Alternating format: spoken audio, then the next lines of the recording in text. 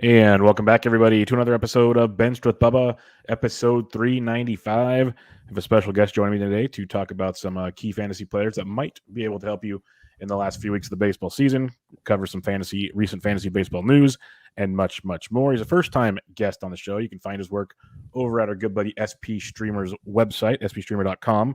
You can find this gentleman on Twitter at UTStreamer. You can find him on, like I said, SP Streamer. He does the weekly hitter streaming article for Mr. Simeone. And the guest I have today is Josh St. Marie. Josh, how we doing, man?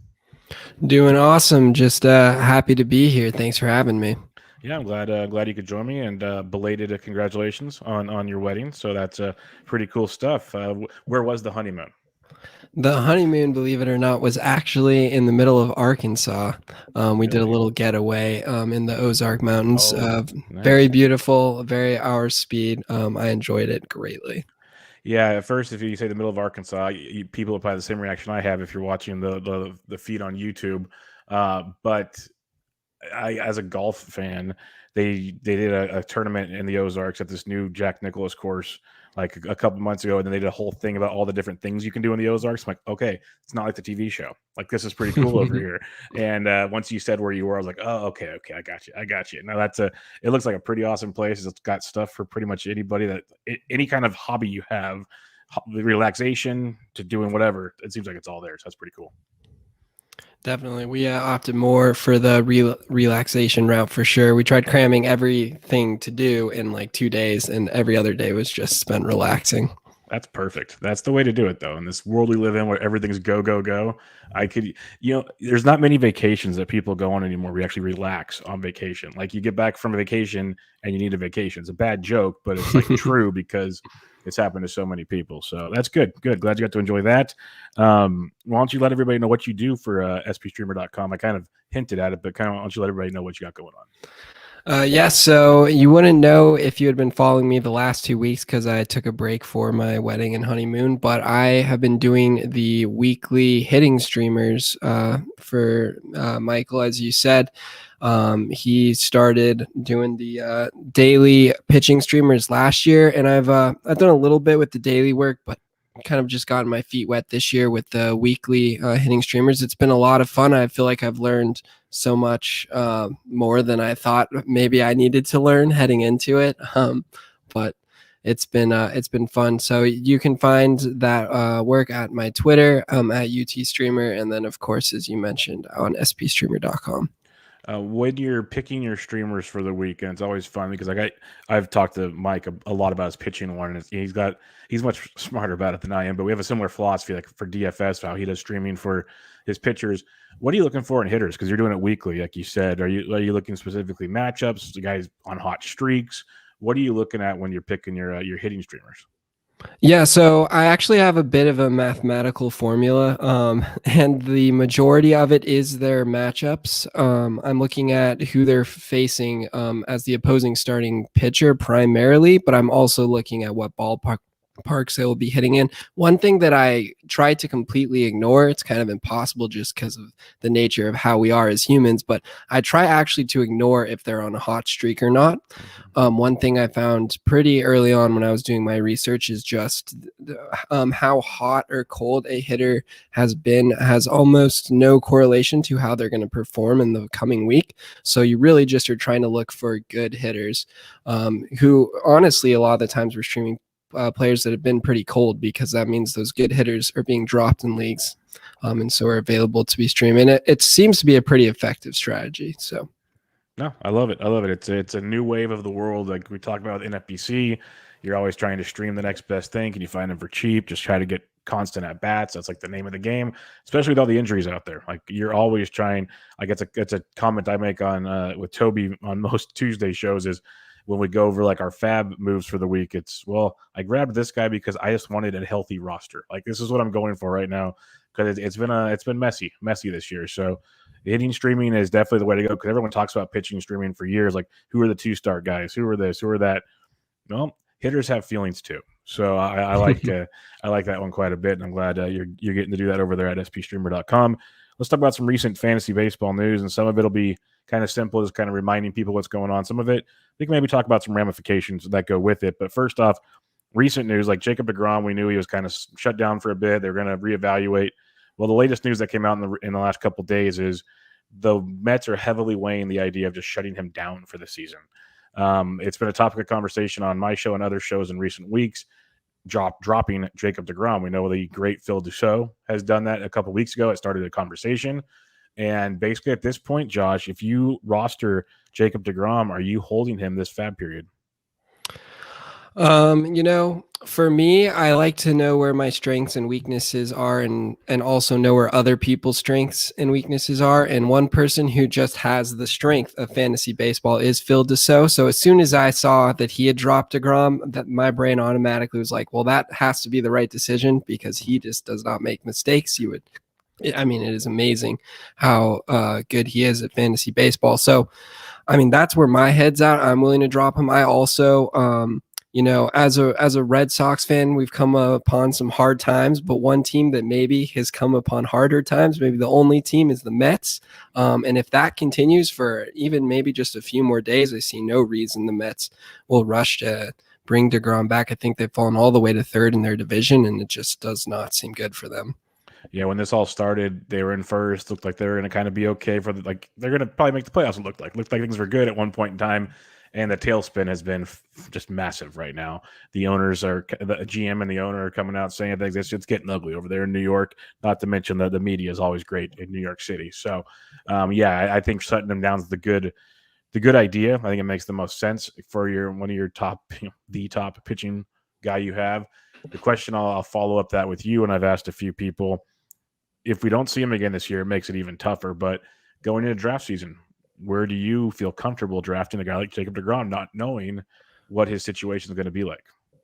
It totally depends on the league for me, but I would say in most formats, I'm still looking at him as my number one pitcher.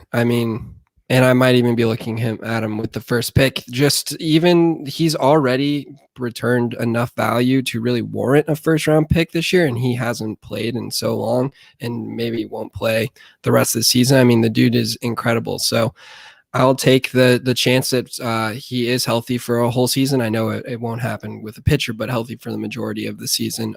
Just knowing that he can return first round value even with just like 2/3 of a season played. Yeah, that's kind of where I'm at. That's the discussion I've had recently is what he's done in his shortened season has been nothing short of awesome. Like, he's done everything you could ask and more in that short period. Obviously, the arm injury is terrifying. He's had arm injuries in the past. Anything can go wrong, but at the same time, it's like the risk reward of taking a guy like Jacob deGrom's tremendous. Some people don't feel confident. They're thinking, that they can't take a first round pick with him. Okay, I get it. This is the safety net. But if you look at it, you got Garrett Cole, who's healthy, which is good. Sticky stuff he's starting to figure out, it looks like, maybe. You have Shane Bieber. He might not pitch again this season. So if you're worried about those three guys, what's next? Walker Buehler, maybe, which I think is great. But you're starting to get towards the back end of round one, early round two discussions, which if they move up, so be it. But I think throwing people that just throw deGrom out of the conversation might be silly at the time, but we'll wait and see. I'm on the same page as you, and it'll be interesting because we always talk about, hey, we're not gonna, worry about it until later when we get more news and everything. But in the reality, a lot of us are gonna start drafting in like end of October, early November, and we're not gonna have the information by then. So you're gonna have to plant your flag and go and see how that plays out. All right, George Springer, sprained knee, level 1 sprained knee, and basically the response from the manager Montoya was, I'm not sure if he'll be back this season. So that's not good. How are you approaching George Springer as you head into Fab this weekend? I would have said the same thing if I was the Blue Jays manager, because even if it was like a knee, just like a bruise, I would still be saying it about Springer. this dude I just want him to play. I'm a huge fan of his. I had a hot take to start the year that he would enter like the top 6 outfielders, but he doesn't play, so no chance at that. Swing and a miss from me. But I'm ultimately what it comes down to for me is I'm just looking at kind of injury history. So I use a tool like Derek Rhodes provides us, where we can look at similar past injuries to get an idea of return time. And we're looking at about an average of 3 weeks for similar knee injuries. And so it's not a perfect science, obviously, when it comes to injuries, especially for someone like Springer, who seems a little more injury prone. I hate to put that label on him, but he does seem to be injury prone. And so, but I'm just going to make the assumption that it's 3 weeks, knowing that if he comes back, he does have the potential in my mind still to be a top 6 outfielder, which is tremendous value. So, yeah, it's tough because, if he comes back in 3 weeks, you still get 3 weeks of him basically, which is outstanding. So that's great. It's also like no one would be surprised if we don't see George Springer again. So it's one of those, I guess, wait another week, maybe get some more information. That's kind of how I'd approach the situation. But use Derek Rhodes as tools. They are amazing. He's very, very good at what he's done. So, and I will add, just as a Red Sox fan, and again, I don't want to talk about it too much, but it's just in the center of my mind. When you're a fan of a team, you can't get it out, but they're floundering right now. If they continue to do so, and if the A's stop winning, I think they won again today already, but I'm not sure how they keep winning games, to be perfectly honest. But the Blue Jays may be very tempted to try and rush Springer back because they might actually have an outside shot here at making the playoffs. So I think that is also in Springer's favor here as far as returning this season. It's a very good point. Unlike the Mets, they have a reason to bring him back. So that's a very good point as well. Chris Bassitt, injury is nasty. Anybody that saw it, it's terrifying. You hate seeing stuff like that. Reports are he's okay. Got a little bit of a fracture in the around the orbital area, but that should be like a surgery and fixed potentially. Just some stitches, no concussions. Knock on wood, everything's cool. Like he's got I'm gonna say similar to what we saw with Kevin Pillar, but injury is different, but recovery is okay. Like things are looking good in that regard. But he's probably going to miss the rest of the season, I would assume. With that being said, roster resource has Paul Blackburn filling in his spot in the rotation. Who knows? They might have other options. They might try to do some bullpen games, maybe use AJ Puck for like 3 innings, like do some opener stuff. We'll see. If you're going into this weekend and assuming we'll have more information by Fab Sunday, how would you approach trying to replace Bassitt? And are you on the same page as me that he's done? You're just going to drop Bassitt? That actually is a question I need to answer because I have Bassitt pretty much everywhere. I think I will drop him in on teams where I don't have an IL spot. It's just the time of year where you need to drop the players even if there's a chance of them missing the rest of the season. But as far as like looking for replacements, so I think you said roster resource has it as Blackburn, and I think that's because the A's called him up immediately to fill that spot. But I think that we'll see Daulton Jeffries get called back up. I think good call. Jeffries pitched on Sunday, and so I don't think he would be available to pitch today. So if you have like your waiver period Sunday, I think by that time we'll know if it will be Jeffries, because if he's not called up by the time his next start would be in the minors, or by the time it's getting close to the next start of where Bassitt would be, then I'm pretty sure it won't be Jeffries. But I think that they gave him a chance recently in a doubleheader. He didn't look all too good, but this is someone who just a year ago looked awesome and was getting all this hype during spring training. So I think I might just replace him directly with Jeffries should there be any indication it's going to be Jeffries. I'm getting the call up just because I'll take a chance at this point on someone with the upside he presents. I like the Jeffries call because he pitched well last year, like you said, and then spring training was outstanding. It was pretty much everyone thought he'd get the job, but he didn't get it at the last minute. I know I had him on a few rosters in late draft season and stuff. I know many people did, and he could be another one of those names like we talk about it time and time again, offensively and pitching wise, that a guy gets called up late in the year and he gives you like 4 or 5 quality starts, and that's like the little things that kind of just help you push the way. The A's are competing, they're winning baseball games, so if you're in the market for wins, he could be a sneaky one there. He's got some strikeout upside. I like the Jeffries call. I wasn't even thinking about that initially, so that's a good look there. I think he is better than Blackburn as well, so I'll go with you there. That could be a very solid pickup. Freddy Peralta left Wednesday's game with right shoulder discomfort. It's weird because he said it was bothering him for a couple days leading into the start, and then it was kind of off and on during the start, and then he swung his bat and it made it worse, so they pulled him from the game. So he's on the 10-day IL. This is not comforting at all.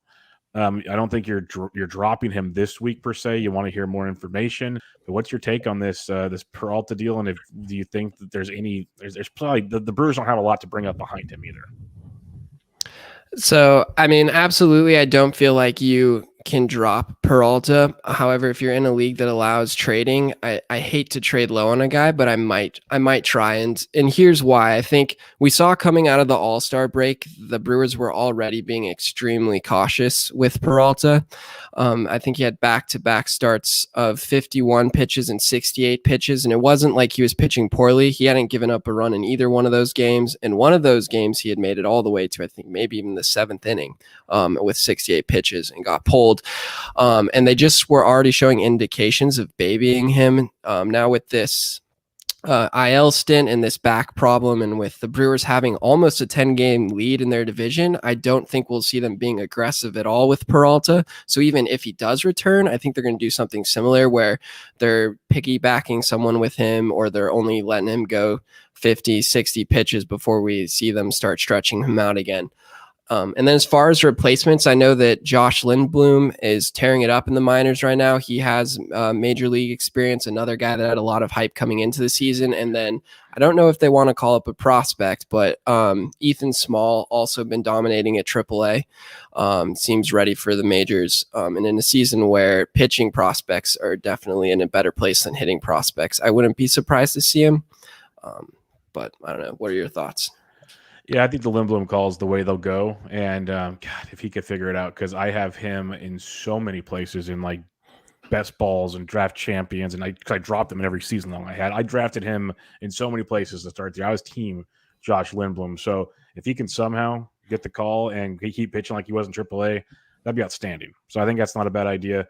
Grab him for a few and see what they do coming back, because they were even thinking about piggybacking him early in the year. So maybe when Peralta comes back, they piggyback the two, like you said, and they just go that route. So that's definitely an angle to go about it. Yeah, I think Lindblom's worth a stab. I think I know the answer here, but for the listener's sake, would you rather have Daulton Jeffries or Josh Lindblom? Oh man, I mean, I would say probably Jeffries. It's kind of hard not to. It's just, I mean, even looking at the ages, I don't want to be ageist, but like Lindblom is just, the age presents less upside for me. And despite my own name being Josh and the bias I might have towards the Josh Lindblom, I have to go with Jeffries. Yeah, no, that's where I would lean as well. Just because I think his overall upside is much, much better. Where Lindblom, some days he's not striking guys' eyes, more pitch to contact and whatnot. Where I think Jeffries is like hey, let's go 5, and let's go nuts and try to like get 7 Ks and stuff. So I'm with you on that one. This next one is weird, and I definitely am no doctor. And I did not stay at a Holiday Inn Express, but Patrick Sandoval, 10-day IL with left lumbar spine stress reaction. Joe Madden has made quotes. He's always had goofy quotes in his career, but he said, yes, I have no idea what that is. He's clarified that. And then he's also said, I'm not sure of a timeline, but there's a chance it could be season ending. Again, maybe this is minor. It's a big set of words for a medical thing that's like a strain or something. I think it's much worse than that. We shall see. I'm not counting on much from Patrick Sandoval the rest of the way. What about you? No, I have actually already. I didn't realize they were saying it was only a chance. I've written him off for the season. Again, I don't know much of anything when it comes to the chance was in quotes. Okay. So I think it's not very optimistic. All I know is I think it's now officially Dylan Bundy time. If he's someone that gets you excited. But I think it's safe to say Bundy will be staying in the rotation now. I just actually traded Bundy in a dynasty league literally like minutes ago. So I'm not particularly high on Bundy, but I don't know. People like him. Well, it's interesting. Like his last 4 starts, he's been slowly put back in the rotation. He's only gone more than 4 innings once. He's gone 4 2/3, 4 1/3. So he hasn't gone 5 full innings more than once in that stretch, but he's 3 earned runs or less in each of them. He's got, a couple Ks in them. Like he hasn't been lights out. He's not the Dylan Bundy we grew to love entering this season, but he's not, I guess, completely the Dylan Bundy as an Oriole either. So I'm not running to go grab him. Like you said, I'm not super excited about Dylan Bundy, but in your deeper leagues, I could see options. I could see times where you could stream him and he fits, and I'll put money on it right now. Your good old buddy Michael will have him as a streamer at least once or twice the rest of the way. I will also say in favor of Bundy, he is someone who I think safe to say is victim to the sticky stuff ban. He clearly performed much worse after the fact, and we've seen a lot of pitchers who have stayed in the rotation have somewhat of a bounce back in their spin rates as they've kind of adjusted to not having the sticky stuff. I think we might see something similar with Bundy. I think he's only really had like 3 or 4 or 5 starts since, so he hasn't had the time to adjust like some of the pitchers have. So I think we could see something in between the really terrible Bundy we've been seeing and the lights out Bundy that we were seeing last year. And we haven't seen it all this year, really, have we? Except when it's getting lucky. But I think it's a great point too. And the way I would think about it kind of in the top of my head is, in reality, even that kind of middle Dylan Bundy, I think I might actually like him more than Josh Lindblom, as weird as that sounds. It's a lot closer than it should be. Let's put it that way. But that's an interesting conundrum to really think about come Sunday. Like, I am not breaking the bank for Dylan Bundy, but it is one of those where I'm kind of on your side on this, where you see these guys at the initial no sticky, it gets ugly real quick. But we've seen even Garrett Cole, like now he looks almost like the Garrett Cole you'd think he would be. We've seen Giolito. He's got the goods, he's got the bads. You can tell he's still kind of figuring it out. But when he's on, he still looks like Giolito. I think we're going to see some of these guys get better and better, and Bundy could definitely be one. That's a very, very good point with the sticky stuff situation. Anthony DeSclafani of my San Francisco Giants, and this was always my concern of the entire season, is what happens when the pitching goes away. Well, Cueto's on the IL. Now Anthony DeSclafani goes to the IL. They said it was an ankle sprain covering first base. Well, his velocity was down in that start also, so I'm kind of a little concerned on both aspects of that. But I think this opens the door for Sammy Long to come back up and get some more Sammy Long time, which has been good and bad. It's been a little bit of everything. What's your thoughts on Disco's injury and potentially Long or someone else replacing him? Yeah, I have a nice, real short note here, and it just says, "I'll concede to the Giants fan." So I feel like you being the Giants fan, you watch them every day. You have an interest in them and what they'll be doing. I think anything I say has no value compared to what you'll be saying. So I'm just following you here, knowing that one of your strengths is what's going on with the San Francisco Giants. Yeah, Disco, there have been no real negative reports on this, so I'm just going to hope it's, hey, we're giving him a rest, his ankle will heal up. Like it's cool type thing. And until then, I'm just going to hold on to him and hope I get another month of starts out of Disco. That's my thoughts here. He's been great. You've already got way more than you bargained for by grabbing Anthony DeSclafani. So just enjoy that. Flip side, Sammy Long's quite intriguing. He's more of a matchup-based pitcher. I'll be very honest about that. But when he's on, he's on. It's just he has to locate his pitches because he's not overpowering. And that's where it gets ugly with Sammy Long. But you've seen the starts he's dominated. He's painting. He looks like a younger, not obviously as good, but like a younger Tom Glavine, like maybe Steve Avery. Let's go Steve Avery of the old days, where he's locating on the corners. He's got a couple off speed pitches, and when he's working it, he's very good. But if he's not locating, it's not good at all. So that's where I would look on that one. That's why it's going to be an interesting week. You got Sammy Long, like Lindblom, Jeffries, Bundy. None of these names, like maybe Jeffries, like you really, really want to run to, but there all could be some fantasy viability in these 4 in the next couple weeks, which is kind of terrifying, actually. Darvish to the IL. I don't know if let's just get they say it's like a back issue. He's already throwing. He's going to be back right away. Do you think this was just a, hey, you've had a rough couple starts, let's clear your head moment? I mean, absolutely. I think this is a great thing. I think they may have planned this. That's kind of the vibe I get from it.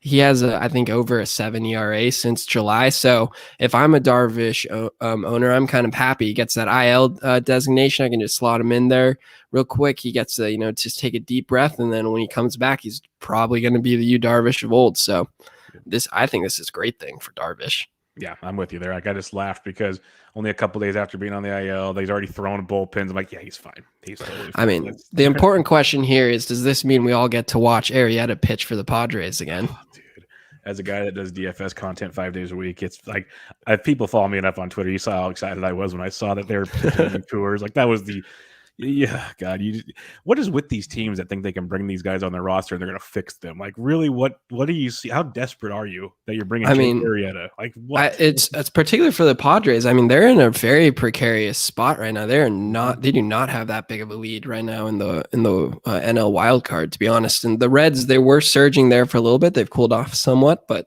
there are teams that are knocking on the door. They really cannot be messing around with players like Arrieta. Yeah, no, I'm with you there, and that's the interesting part there. And the other part about it is, what's that mean about guys like Mackenzie Gore? Like, are they just done with him? Are they like, what do you, because you've called up your hitting prospect with no problems the last couple of years. You've called up some other pitchers like Ryan Weathers and some others. If McGore's this elite prospect and we saw him pitch really well in spring, it's like, this seems like a great chance to go get him out there. Don't know about you, but and they don't want to do it. So that's kind of the question I have. Like, what are we doing here? So I don't know. Yeah, I mean, it's really only like the 5th or 6th red flag we've had on Gore at this point. So it is extremely concerning, but it's also it's just more of the same at this point. I think they're giving us loud and clear messages about their thoughts on Gore at the moment. Yeah, that was my biggest takeaway from that. And I know other people said it too. Like, I'm not saying that was all me, and I'm not the biggest dynasty guy, but I had like a couple leagues and I have Gore on one of them, and I was really tempted to be like, okay, who wants to make a trade that's not paying attention to this right now? Because this does not make me feel all warm and fuzzy. That's all I know. It made me laugh though when they grabbed Arrieta. It's like, okay, they get Arrieta. I laughed so much when the Dodgers grabbed Cole Hamels and paid him $1 million, and he's not even going to see the mound for them.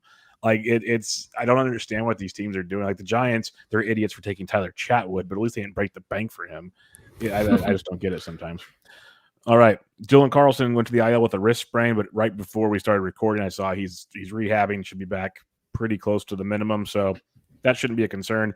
The only thing I was going to ask you is Austin Dean got the call, and like sometimes he's like a cult favorite because he does things. Do you have any interest in a guy like Austin Dean? Because by the time we have Fab, he might not even matter. No, personally, I'm more of a Lars Nootbaar guy myself. I mean, first the name, but I think he also can provide some things that are hard to find, such as batting average. I know he hasn't shown it in his short stints in the MLB yet, but I kind of just have this thing mostly for St. Louis outfielders. I mean, I love Harrison Bader way too much. I love Carlson way too much. I mean, who doesn't love Tyler Broneal? So. Yes, they have quite the, and it's perennially they have quite the outfield situation. They either trade away stud outfielders that perform elsewhere, they have them on their roster. They do something like, you have football teams that are running back you and stuff, but the Cardinals are like outfielder you. It's pretty good stuff there. And I like Nootbaar too. It's kind of a shame he kind of got the first time around, got sent down earlier than I thought he would, and he's up now doing things, but I don't know for how long that'll be either. So we'll have to wait and see on that one. Kyle Tucker's on the COVID IL. Initial reports were it was just safety protocols, blah blah blah. Then Dusty Baker says he won't be back anytime this week, and we'll see next week. So pretty much tells me he has COVID, is what that came down to. They just didn't want to say it, and it seemed like it was bad enough to be like, yeah, he ain't coming back anytime soon. We haven't had any reports since then, and so it's very tough to. And you're not dropping Kyle Tucker. That's not my question here. But are you running to go grab a guy like a McCormick or any of the other outfielders that are getting some regular playing time right now, knowing he will be back probably sooner than later? Yeah, with a guy like Tucker, who we know will be back, we just don't know when. I feel pretty comfortable picking up seems to be his direct backup, and he might even find some more playing time. That's I think his name's Jake Myers. Okay. I don't know like kind of where this dude came from, to be perfectly honest, kind of exposing myself a little bit there, but he crushed it in the minors this year. He's on quite the hot streak now. And I mentioned earlier, I don't really like to follow hot streaks, but if there's one time when I do kind of believe in a hot streak, it is when a player first comes up and there's really no data on him for the pitchers, no book on him. And so I think he might be a great fill for Kyle Tucker until Tucker comes back, because I presume that to not be all too long. So yeah, I'm hoping we see him sometime next week, but it's just weird. We've had like zero reports about anything going on in the situation. But yeah, I'm with you that Myers is playing pretty well, and he's worth writing it out while you can. Maybe you probably get him for like $1. Like, it ain't going to cost you a lot of money to get him for the week or something. See how that plays out. Jesse Winker went to the IL, and it reports as of Thursday, he has yet to even begin baseball activities. So I think it sounds like his injury is a little worse than we bargained for. Obviously, you could listen to this on Friday, and all of a sudden he's doing baseball activities again. That's always possible. But when the report came out saying that, I was like, ooh, darn. And Tyler Naquin, he tore it up early in the year. Then he went Tyler Naquin and struggled, went to like a platoon role. But now he's starting every day. He's swinging it really well again. He's hitting second on Thursday night. How aggressive would you be to grab a guy like Naquin? Because we've talked about some other kind of flyer guys, but we know what Naquin can do, and he gets Great American Small Park. If, say, Winker's missing the next half to longer of the season, that's regular time for Naquin. I did not realize that Winker's injury was that bad, or had the potential of being that bad. But To be honest, Naquin's a guy I kind of have in a lot of places already. So as far as like my belief in him, I do believe in his value. I believe in his value for more than just this year, to be perfectly honest. I think he's a guy that could find his way into some playing time really whenever, because I think he is pretty legit. However, there are quite a few options, I think, and so I'm not breaking the bank for him, specifically because we kind of know what his upside looks like, and we know that he doesn't sustain it for all too long. So I think I'd rather just put out a bunch of low bids and just get whoever my league seems to be overlooking, as opposed to breaking the bank for someone such as Naquin, even though I do believe in him. Yeah, that's a good point. It is Naquin, so anything's possible. I just pulled up the Winker news again. It's the intercostal strain.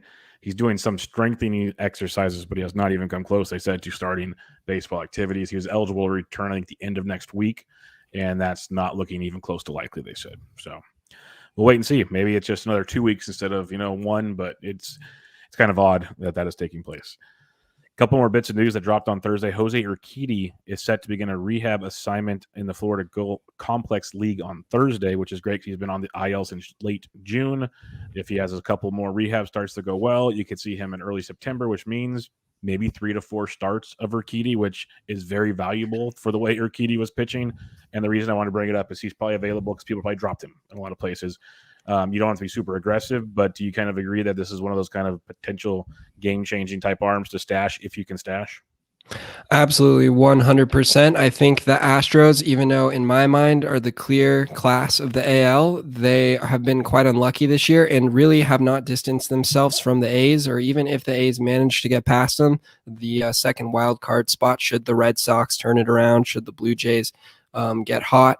They have the Blue Jays run differential is ridiculous. You think that there has to be something more there, but I think from that alone, the Astros are going to be aggressive in bringing Urquidy up, and we already know Urquidy is and can be a stud. So absolutely, he's a guy I'm taking a chance on. If I have room, I'm picking him up. Yeah, and I'm with you. I picked him up the last time he was coming off the IL. I used him until I got hurt again. I dropped him. I'll be where I can stash him this week. I'll be stashing him 100%, and hopefully people can get him for cheap this week, because the closer we get to him coming back, the more expensive he'll get. So get him while you can. And then the last bit of news, this isn't like crazy news, but Eric Koss, who's been one of the darling surprises at the catcher position for all the power he brings, he's on the IL with a right abdominal strain, retroactive to the 16th. So I believe he can return as early as the 26th, 27th, give or take, which is like the end of next week. So there's something to keep in mind if you're rostering him. Wilson Contreras looks like he'll be back at the minimum, so that's a good thing when looking at catcher injuries, but nothing too crazy on that one. All right, let's get into some players that have been called up or might get called up, but have been playing pretty well, and they might be worth some bids this week, or might be worth just saying, nope, this is not going to happen type stuff. So I was just kind of scrolling through players that have been playing well over the last month of August, maybe 2 weeks or so. And one name that got called up was Michael Hermosillo. And he's not like a high ranked prospect, but he's a young player playing well in the Cubs system. This season at AAA, he had 10 home runs, 8 steals, hitting 306. We've seen him show some power and speed in the minors before with okay average. And he's getting to start every day right now. Went deep on, I believe it was on Wednesday, actually. So what's your thoughts on a guy like Hermosillo? Like, again, a lot of these guys you can probably get for small bids this week in Fab, but that's what we're looking for. And sometimes, like you mentioned, or also with, like you mentioned, Myers, some of these, like, just, you're going to get them while they're hot and then drop them type guys. Hermosillo could be one of those guys also. So what's your thoughts on Hermosillo as we head towards Sunday Fab? Yeah, it ultimately boils down to one question for me, and I think it might be hard to answer by the time Fab rolls around, but is he going to play every day? Because when it comes to hitters and when it comes to streaming hitters in particular, ultimately the number one thing you want to look for is people who not only play every day but are going to get at bats. So the first day he got called up, he was not in the lineup, and it caused roster resource to designate him as someone who's in a platoon. However, he did then on the short side of the platoon, I might add, and then the next game he did get an at-bat again, or did get the start against a righty. So if that continues, if we see that he's starting against righties this weekend, I do not believe they have a game today. But if we see him starting tomorrow, Saturday, Sunday against a righty, then I think that is a guy I'm going to take a chance on because he's playing every day. And at this point, you can't really be too picky when it comes to playing time.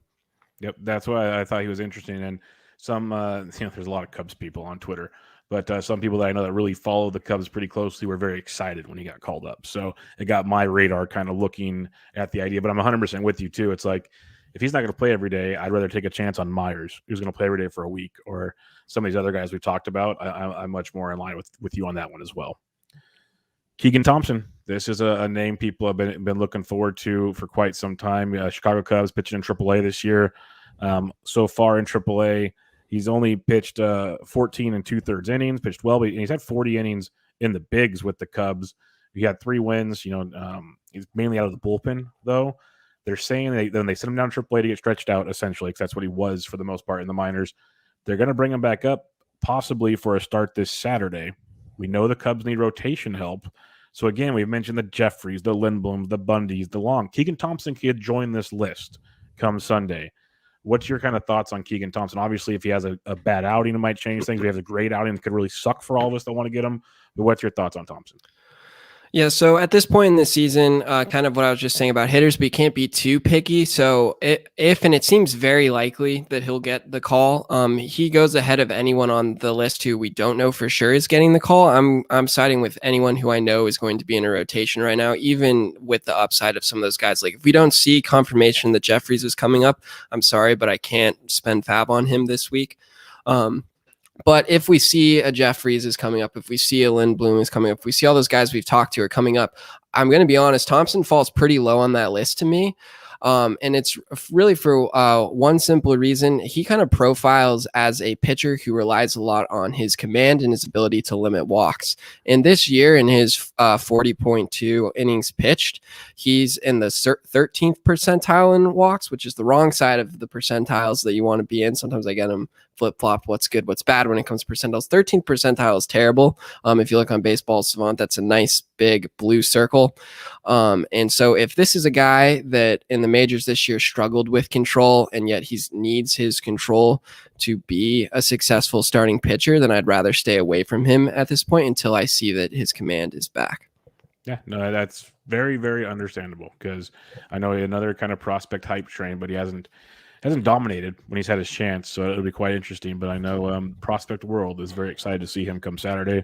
Maybe he'll show us something new that he picked up in the minors in his recent go. But again, you mentioned a lot of that is looking at his game logs and his 4 minor league starts, never got to 5 innings in any of them. So he's got that going against him as well. So we'll see how that one goes. 2 Royals pitchers to talk about. We'll go one at a time here. We'll start with Brady Singer.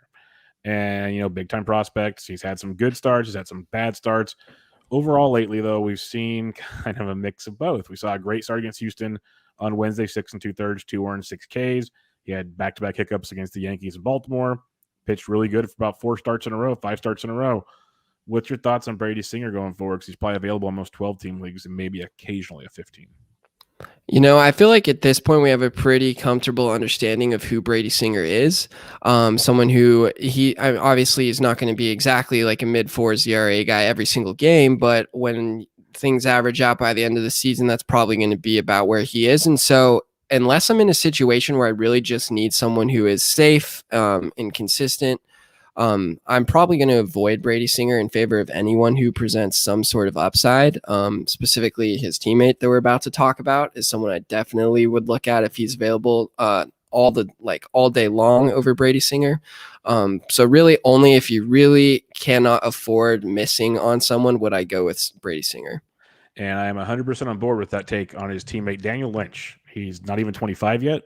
And he was a big-time prospect coming in because he was one of the top draft picks a couple years ago by the Kansas City Royals. And his first couple starts looked like he was a young prospect. It was not pretty at all. And you could probably guess the between the jitters, the adrenaline, you name it, it happened. Went back to the minors, figured some things out. And he got called back up to pitch on July 25th. He's made 5 starts now. He's gone at least 5 innings in 4 of the 5. He's given up 3 earned or less in each start. And he has 5 or more Ks in 3 straight starts, which is outstanding. He still has a little bit of a walk issue, like a 9% walk, which isn't dreadful, but 12.5% swinging strike really stands out to me as something we can kind of use towards the positive here. So I'm with you on Daniel Lynch. What is it that you like about Daniel Lynch? I mean, he has gotten a little lucky since he's been called up. I mean, I think he has a 2.35 ERA in that span. I don't expect him to do that. However, it is worth mentioning that he's in those 5 games that he's pitched. He played the Tigers. They're a better offense than people think, but then he faced the Blue Jays, the White Sox, the Yankees, the Astros. Really just an absolute gauntlet of offenses you do not want to be facing right now. And even if he was a little lucky, he performed. I mean, that's got to be extremely eye-catching. The other thing I like about him is that as a whole, if you look at his stats on the whole season, so you look at his Baseball Savant page, you look at just like simple stats like his ERA, they look terrible, even though he's turned it around of recent just because he started so poorly at the beginning of the season. So that means Lynch is someone I might be able to get a little cheaper than I really should be able to. For people who aren't exactly paying attention who are just clicking like, 5.8 ERA and all blue circles on Baseball Savant, like that's not someone I'm interested in. He should be someone you're interested in. And we have to remember he jumped from, I think it was high A to triple A. And so of course he was going to struggle. I don't think we should have expected anything other than struggles with making such an absurd leap. And I think we just got to trust the Royals here that they know something, that they're willing to allow him to make that leap after the COVID year and throw him into even the MLB rotation. 100% with you. I was a big fan of what he had coming in. I didn't break the bank to get him like others did, so I didn't have a lot of chances to grab him the first go round. Guess I lucked out on that one, but I was all about what I've seen so far. Like, and one big thing for me is those matchups, like you said, like those were not like the White Sox and the Jays were even on the road to top it off. Like he was not getting the most comfortable settings, the best matchups, and he sat there like a big boy and he dealt. So that showed me a lot. And is he going to have bad starts? Still, yes. He's a young pitcher. There's going to be hiccups. That's how the world works. But I do feel good about what we have with him, and it will be even really fun to see, in our November, December content creation world is where he goes in drafts. I want to see where people kind of get hyped up, and obviously the last month or so will impact that a lot. But I think there's a lot to like about Lynch going into 2022 as well, besides just the finish the 2021 season. Corey Kluber is ramping up his rehab. Things are looking pretty good.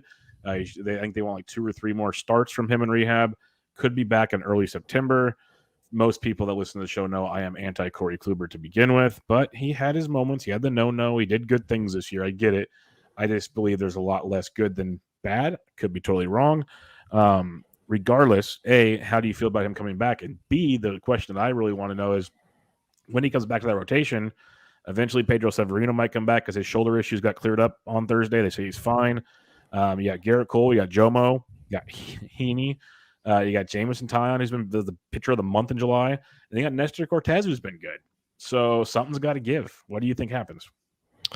So I'm just going to preface my answer by saying I am a Red Sox fan and a very stereotypical Red Sox fan at that. Kluber comes back and pitches 5 times, but no kidding. So what I'll say is I just in general have trouble trusting the Yankees with rehabbing their injury-prone players.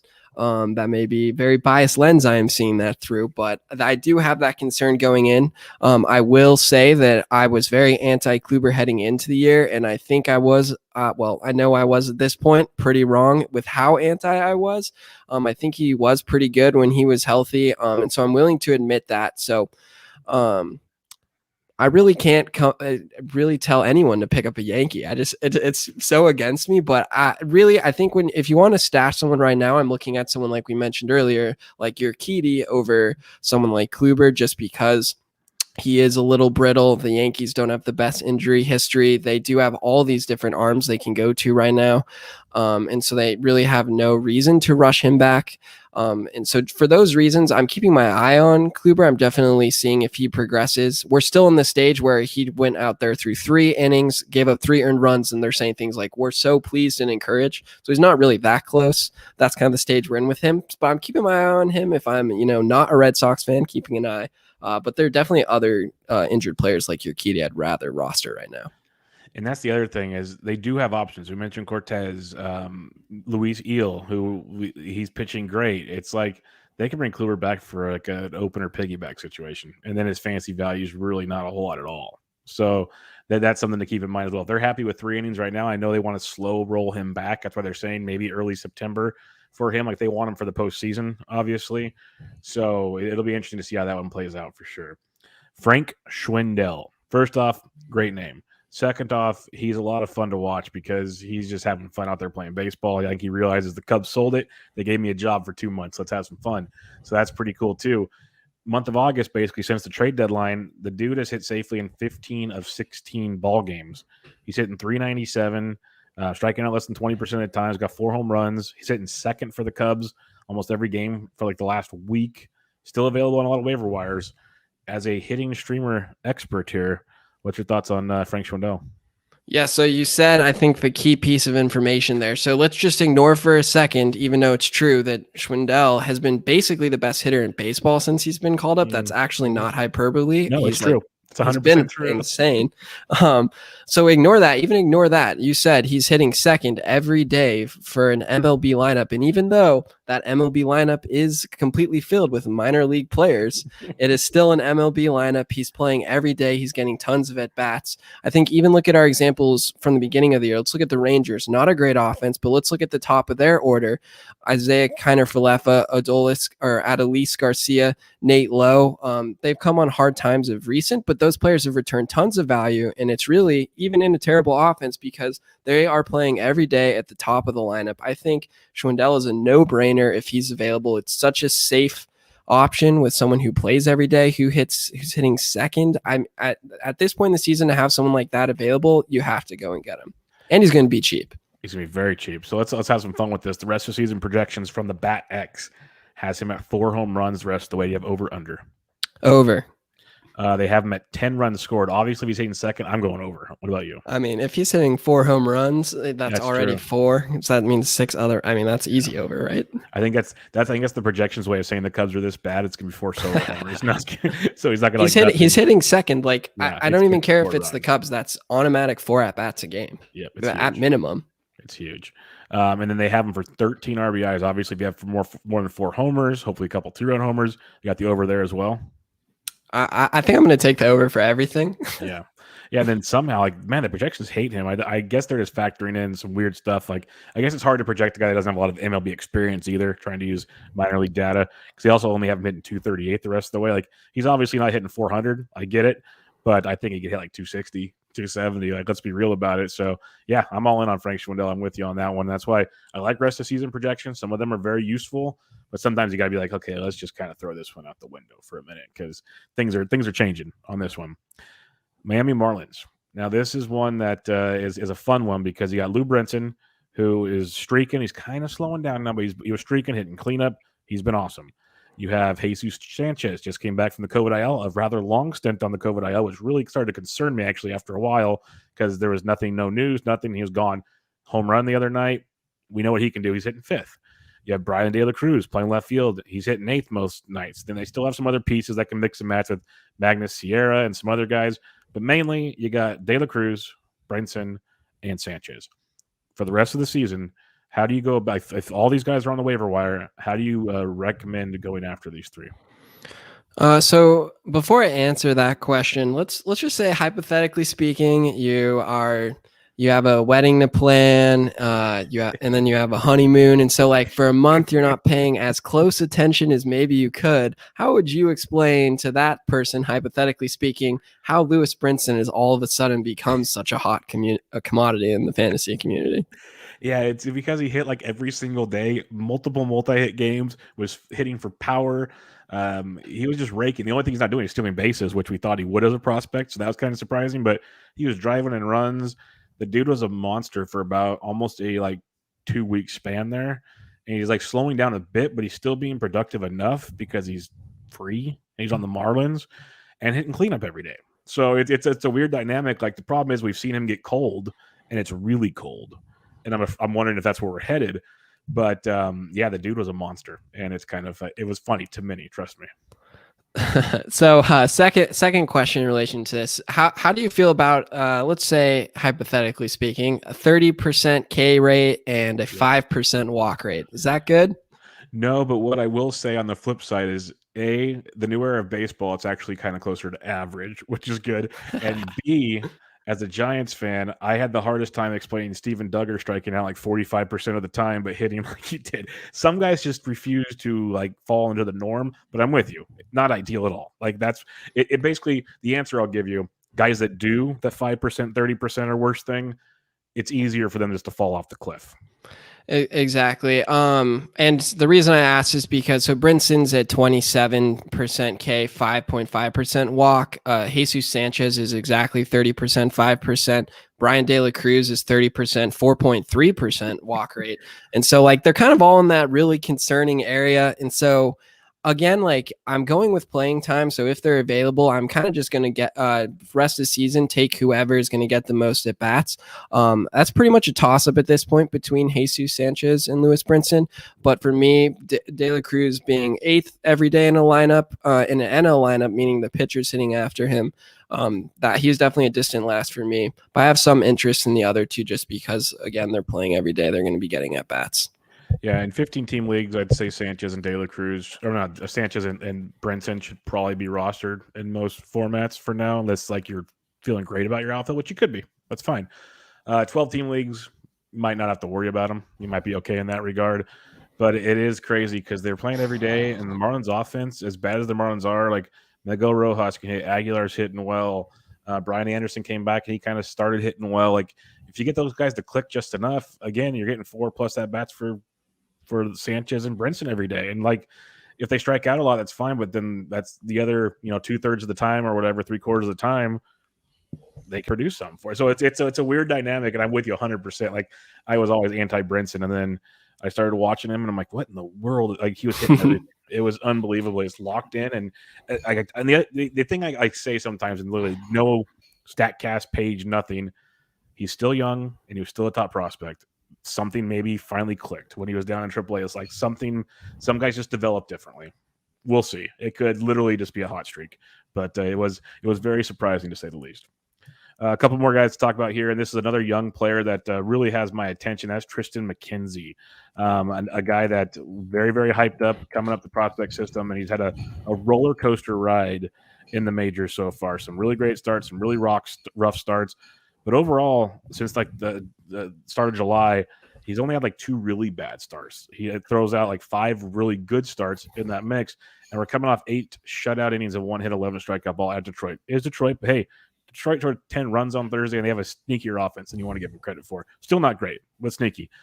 What are you thinking about Tristan Mckenzie going forward? Because like I said, we've seen some of the bad. We're starting to see more good than bad right now.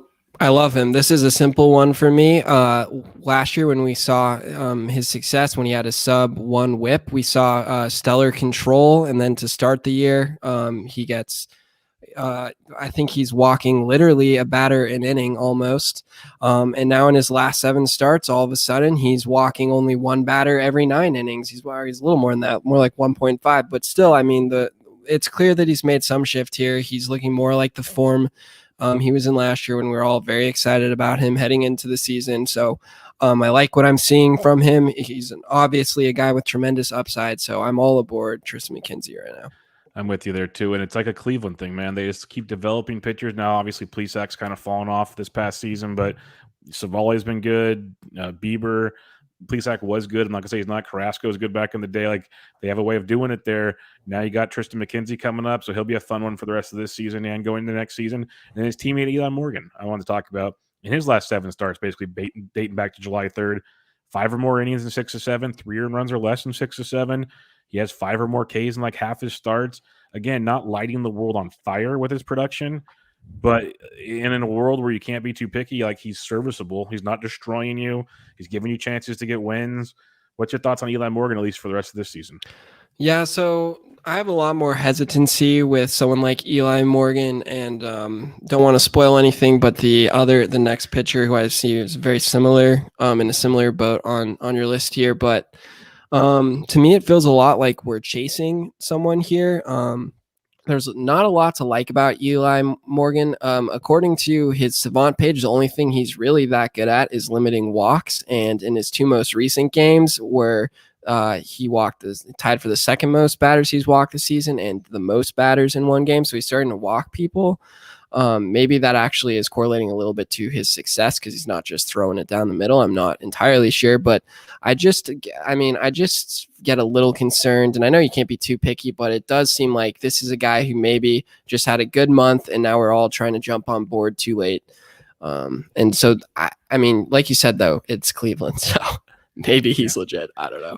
Yeah, because trust me, like even the next guy we talk about and some other guys, I might just ask you like quick hitter questions on just for fun.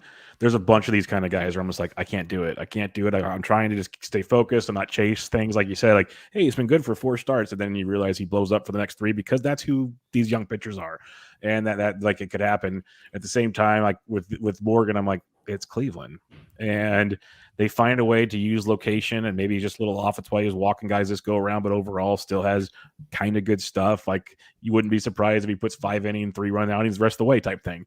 So it's interesting with him. I think matchup dependency. I think a lot of these guys are going to be matchup dependent. Like stream them for the week, drop them. Stream them for the week, drop them. Whatever you guys do could be an angle here. So Eli Morgan checks that box. The next guy we're going to talk about here is Griffin Jacks. And this is one that I've seen his name talked about quite a bit of late because his strikeout rate has slowly been increasing because people said his pitch mix change has increased. And that's even though he only struck out 3 last time, he struck out 10 against the White Sox previously to that. But as a whole, 2 or 3 earned runs or less in 5 straight starts has looked promising. 5 innings pitched or more in 4 straight starts has looked promising. What's your thoughts on Jackson? What is it that makes you hesitant on him as well? Yeah, I think it's maybe we're chasing something. We're hoping to see a reason for his success. I don't know if we're going to so easily buy into him after the 10K performance. I don't know why we wouldn't so easily be hesitant after the 3K performance. I mean, that is one of all teams. Yeah, is a vastly different outcome. And I know he'd had the 10Ks against a great offense, but like you said, 3Ks not against a very good offense after they traded away a few pieces. The only reason I'm really intrigued by him is I saw that he was the third most picked up third most picked up player in main event leagues. Those are your leagues with the best fantasy baseball players in the world. But at the same time, those are the leagues where anyone who all of a sudden looks like they're going to be a starting pitcher every day with any promise is going to be picked up. So I don't know. Again, it feels like a little bit like we're chasing something here. I could be wrong, but I'm comfortable being wrong here. I'd rather take a chance on a guy at the beginning and get that hot streak than, try and jump in after he's already perhaps overperforming. But just chasing production never feels like the smart thing to do. Yeah. The other one I have is his teammate, and that's the one I pulled up the first time, and I realized I didn't have him on the outline, but I wanted to ask you about Bailey Ober on the flip side of this, because he seems like he's flicked the switch. This is the guy I was really excited about early, had some hiccups, but maybe similar to Lynch. I think Lynch is much better, don't get me wrong, but similar to Lynch, he's young and maybe started to figure things out. In his last 5 starts, 5 innings or more in 4 of 5. He's 3 earned runs or less in all 5, and we've seen more consistent strikeout production. It's 3 or more in each one, but 5 or more in 3 of his last 4. And I will say before I give you the floor, is that Michael Simeone guy. He said, against the Astros where he looked really strong, a 35% CSW in that one. He saw his 4-seam improved. So he's seen like a pitch mix improvement with Bailey Ober is what I've seen. I've also seen slider usage things about Ober and company. But what's your thoughts on Ober going forward compared to like Jackson, Morgan, and these guys? I mean, are you telling me my boss likes him? Because I'm not sure I can say I don't like him. If no, my boss you can, because him. He won't listen to the show. I promise. Oh man, I'll have to get on him for that. At the very least, he's got to be supporting his employees. Yes, whatever you want to call us. But I buy in a little more to Bailey Ober than the other guy, just because you said this is a guy that his production hasn't seemed to come out of nowhere like the other guys kind of have, and maybe that's just some ignorance on my behalf of knowing a little more about who Ober was heading into the season. But I just always am more likely to buy into someone who we already had a reason to like before the production, instead of a person that only gave us a reason to like them after the production. Yeah, I'm with you there. So if you had to, and obviously matchups are dependent, so this is kind of just a shot in the dark thing. Ober, Jacks, Morgan, Maybe some of these other guys, the Jeffries, the Lindbloms, the Bundys, the Longs. Who are like 2 or 3 that you prefer to go after this week? I mean, so I think Jeffries probably, if we get confirmation that he's coming up, if we get confirmation that Lindblom's coming up, I'm kind of super curious. I mean, we've had so many reasons to like him, and the AAA production is very good. And like you said, okay. I almost changed. I'll just stick with my guns. I think those 2 would be my top 2 if we get confirmation that they're coming up. If I'm looking for a safe option, someone who I really can't risk doing poorly, I think Singer's my go-to guy. We talked about him. I know I didn't talk about him with incredible praise, but again, like sometimes you really just need the safe guy, and you can't really get picky. But I think I'll take those 2 guys who we don't know if they're getting called up. Okay. Those would be my options. Like that a lot. A couple listener questions here, and then we'll wrap this bad boy up. I got this one in a DM, but it's a pretty standard question. GTP_baseball, that's BEISBOL. He says he's doing rather well in a few of his NFBC DCs. He's got sizable leads in multiple teams, either in the money or on the fringe. However, I can't seem to break through these point plateaus. Never really progressing past my current point totals. Do you have any advice on roster construction to attack certain categories, or do you just keep rolling out the best lineups each week? Hope that made sense. Appreciate the help. So you see what he's saying? Like, do I build my lineup focusing on power, even though it might struggle in average or whatever, or do I keep just, in a DC, half the time you're like, I just want to put the best players out there. So how would you go about it, trying to get over these point plateaus? There's a couple thoughts that immediately come to mind, not knowing all the specifics of the situation, although I do understand the situation. I think the first thing is you always are going to get more reward with more risk.